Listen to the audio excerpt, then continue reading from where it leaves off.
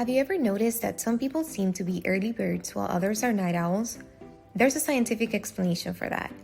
Your chronotype is essentially your internal biological clock, which determines when you naturally prefer to sleep and wake up. Most people fall somewhere on the spectrum between early birds and night owls. But it's not just about when you prefer to sleep. Your chronotype can also affect the quality of your sleep. Night owls who are forced to wake up early may struggle to get the amount of sleep they need and can feel tired throughout the day. Early birds who are able to stick to a consistent sleep schedule may find that they feel more alert and productive during the day.